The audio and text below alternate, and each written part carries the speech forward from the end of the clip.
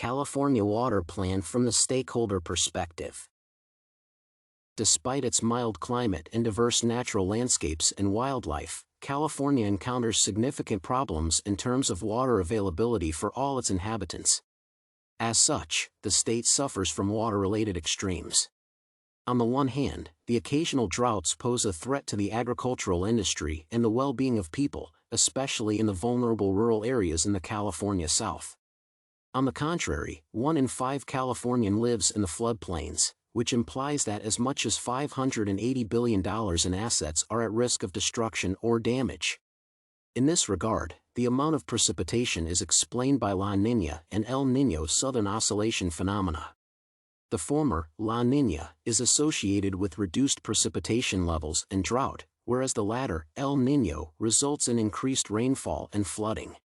Moreover, the problems mentioned above are aggravated by active climate change.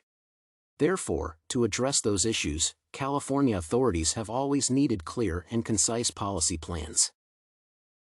The first attempts to elaborate programs that would seek to improve the drought and flooding problems in the state were made during the 19th century. According to DWR, the first policy that planned water distribution in the region was presented in 1873.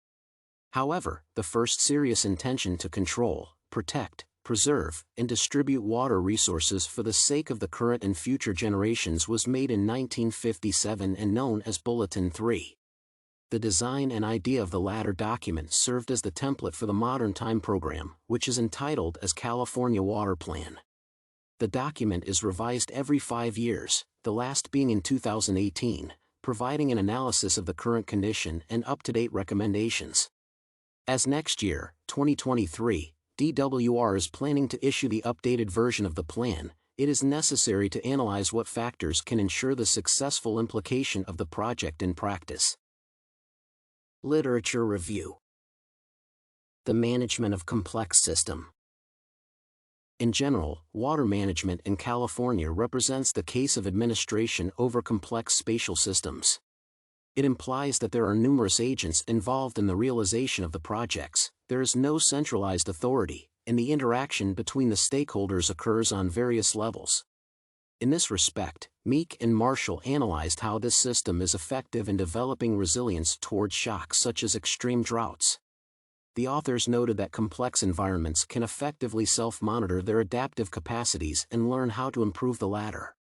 Indeed, in California, the responsibility for water control and distribution is divided between various agencies and state, municipal, and local governments.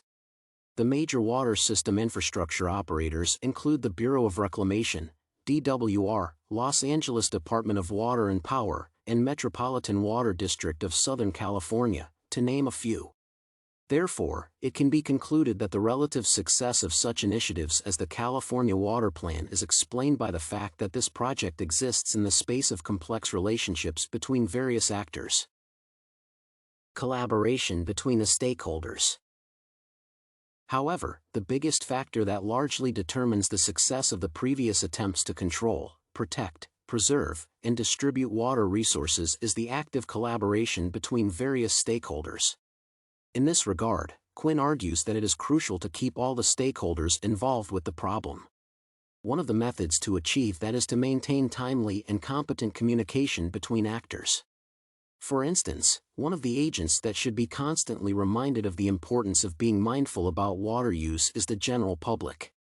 As for California, Liang et al. Note that decision-makers use various types of messages to convince residents to control their water usage. They include messages that provide direct action tips and evidence of drought and apply loss aversion, social identity, comparisons and norms, and direct request strategies to convince people. As a result, such an approach would ensure that society as a whole, in this case, cooperates in achieving the sustainability goal. The changing future. As the 21st century is characterized by active climate change, substantial economic development, and fast innovations in technology, the California Water Plan Update 2023 should consider all these factors in the report. As for the former, it is especially important to consider the actions that would be necessary, for instance, in case the Los Angeles weather migrates to San Francisco. Additionally, it is important to consider that growing urbanization and economic development are associated with greater water consumption.